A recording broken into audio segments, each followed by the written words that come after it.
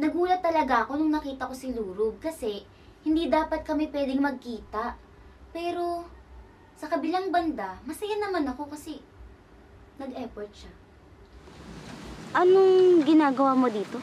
Di ba may challenge kayo? Gusto ko lang linawin yung sinabi mo sa sulat. Galit ba sa'yo si CJ? Ha? Kaya hindi ka nakasali sa challenge. Ano ka ba hindi? Totoo yung sinabi ko sa sulat.